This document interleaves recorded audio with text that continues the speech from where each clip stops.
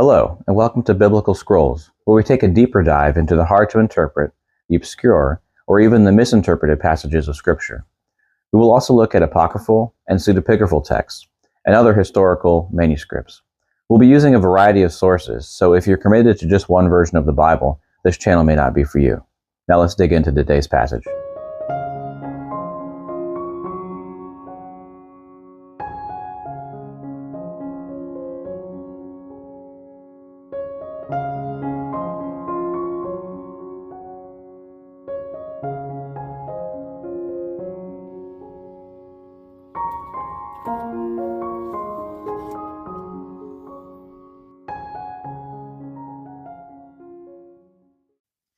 Today's passage is Matthew 14, verses 22 through 36, and we will be reading from the New American Standard.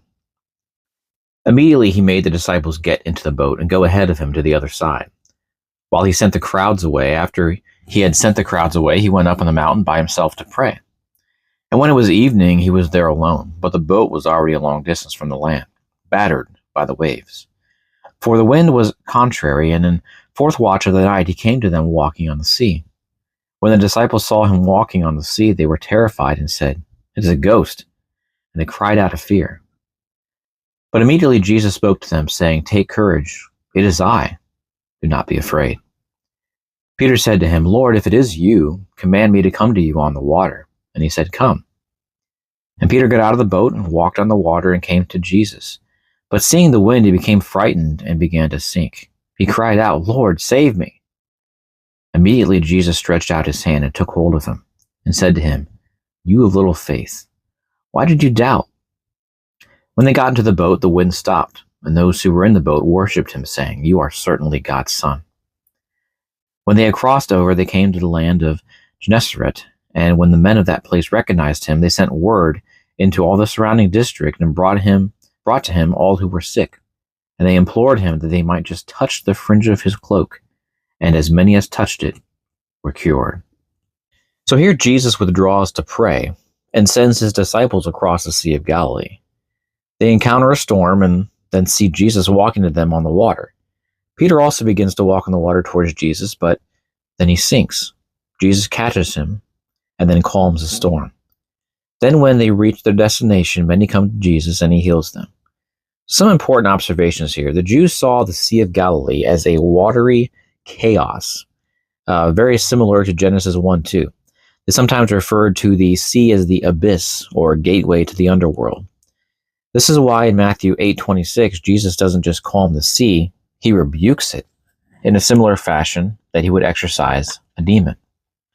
In Matthew 14:24, when it says battered and beaten by the waves, that literally means tormented. This again is used elsewhere to describe demonic hostility against people. Then here in verse 27, Jesus says, "Take courage, it is I. Do not be afraid."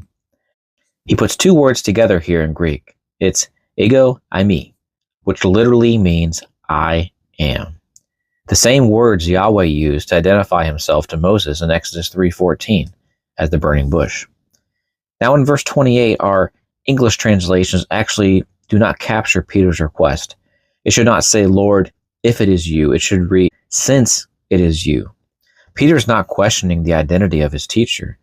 He's requesting the ability to do what his teacher is doing. But as you know the story, Peter starts to sink. In verse 31, when Jesus asks why he doubted, the word suggests moving in two different directions at the same time. Finally, in verse 36, those who come up to Jesus and touch the fringe of his garment for healing. The expectation of the Messiah was that he would be the healer.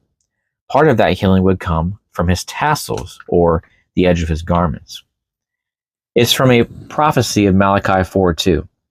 So Malachi 4:2, the prophet looks to a day where Messiah will come and he will bring healing in his wings.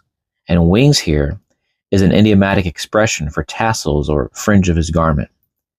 For the first century Jews, Jesus is the new Moses, one who is fulfilling all these Old Testament prophecies of the future Messiah.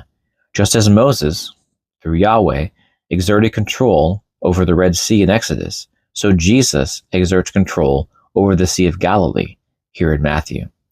Except rather than just dividing the water and holding back walls, Jesus walks on top of the water, exerting complete control of his creation. I hope you enjoyed this video and maybe even learned something. Please subscribe and give a thumbs up. Be blessed, be encouraged, and I'll see you in the next video.